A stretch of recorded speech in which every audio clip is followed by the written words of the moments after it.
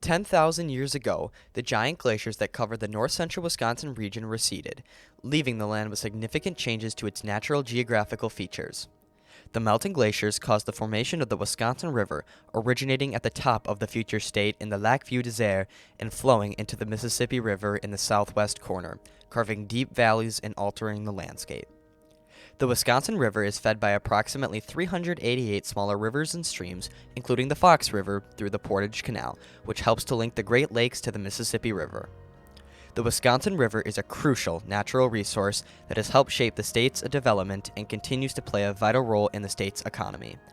Wisconsin's development can be tied to its frontiers, such as early indigenous life, the European trade industry, and the Wisconsin logging boom.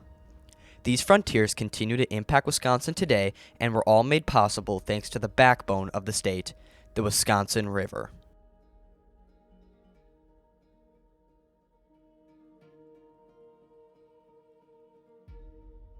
The Wisconsin region first became a frontier during the days of early indigenous tribes.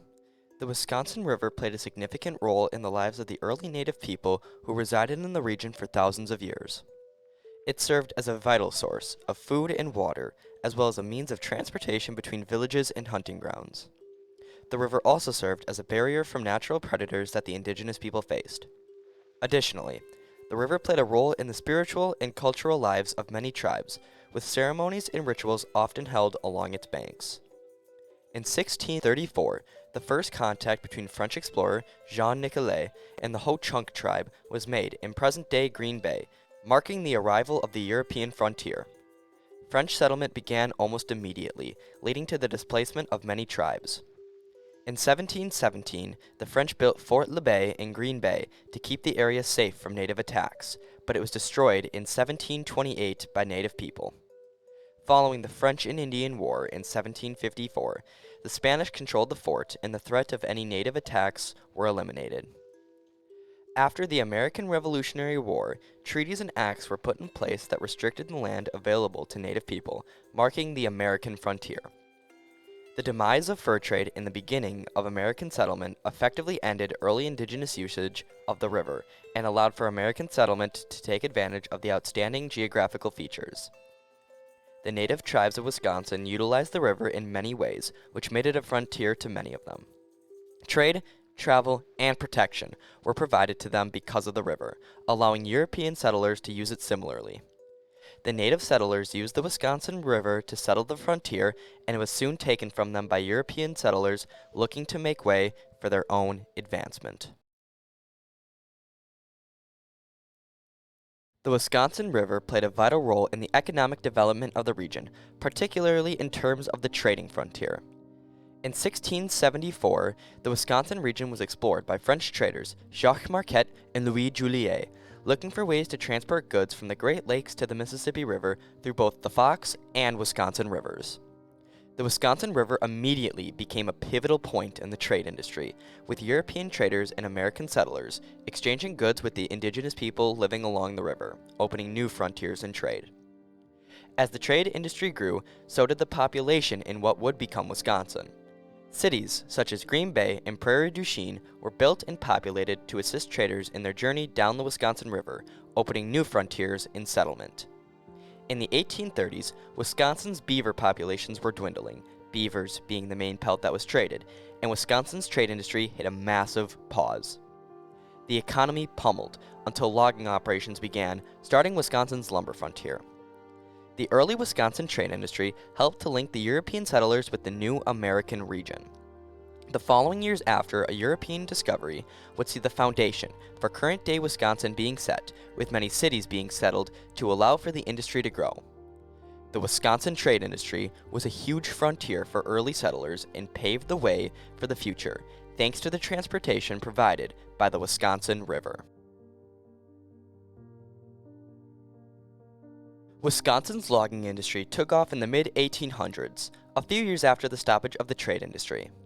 The Wisconsin River again became a frontier when it was used to transport logs down the river. The years after the start saw the construction of many mills on the Wisconsin River, with one of the first cities dedicated to the lumber industry being Wausau. The city, originally named Big Bull Falls, was built around a large lumber mill in 1839 and was strategically located in the center of the state, allowing for easy transportation of logs from areas further north. This pattern was repeated in other towns along the river, such as Stevens Point, Portage, Wisconsin Rapids, Merrill, and Rhinelander. With the rise of these lumber-dependent cities came job opportunities for families, with the industry employing around 23,000 lumberjacks and another 32,000 mill workers. Life in lumber camps was hard and dangerous, with the most treacherous work being done by the log drivers, who stood on top of floating logs and used metal rods to clear log jams and steer the logs around bends in the river. The Wisconsin River, with its rapids, sandbars, and many bends, was particularly treacherous, and it was not uncommon for drivers to fall and drown due to the slippery logs. The Wisconsin lumber boom lasted until the early 20th century, when most of the profitable trees had been cut down due to more efficient tools and methods being developed. The old logging mills were converted into paper mills, where most of the workers kept their jobs. The once great Wisconsin forests had been cut down, revealing near-perfect farmland underneath. Wisconsin soon became one of the top agricultural states, large thanks to the logging industry and the Wisconsin River. The Wisconsin logging boom had a large impact on the development of the early Wisconsin economy, giving thousands of people jobs, creating many cities, and paving the way for a dominant agricultural-based economy. Because of the impacts that the industry had on the state, the Wisconsin logging boom is a frontier of Wisconsin development that was mainly fueled by the Wisconsin River. Wisconsin, now home to around 5.9 million people, is one of the most hardworking states in the entire U.S. The state is a major producer of agricultural goods, with 11.2% of its jobs being in the agricultural field. It ranks second in national milk production, with a significant portion of that milk being made into cheese, accounting for 1/6 of the nation's total cheese production. In 2017, Wisconsin's dairy industry generated around $45.5 billion, maintaining the state's nickname, the Dairy State.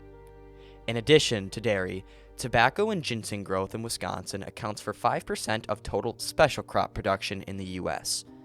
The state is also a significant producer of beans, peas, potatoes, carrots, and cranberries. Wisconsin agricultural success would not be possible without the Wisconsin River fueling early frontiers to assist the state's development. On top of agriculture, Wisconsin still heavily relies on the logging industry, with reforestation efforts being implemented in the 1900s, repopulating Wisconsin's forests. The state now focuses on producing paper and is the leading paper producer in the entire United States. In 2019, Wisconsin's paper industry generated around $18.2 billion and had around 61,000 employees. In addition to 32 paper mills, the Wisconsin River is home to 25 hydroelectric plants that generate over 1 billion kilowatt hours of electricity per year, enough to power approximately 300,000 homes. The Wisconsin River is the backbone of Wisconsin and has shaped the state into what it is today. For thousands of years, the native people of the region relied on the Wisconsin River as a vital source of food, water, as means of transportation, and as a frontier against attacks. The arrival of European settlers in the 17th century marked the beginning of European-American development and led to the start of the region's dominant frontiers in the trade and logging industries.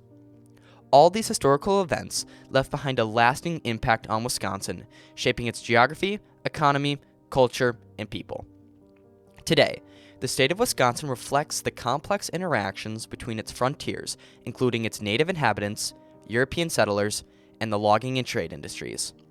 Wisconsin continues to be shaped by these historical frontiers even today, largely thanks to the fuel provided by the hardest working river in the entire United States, the Wisconsin River.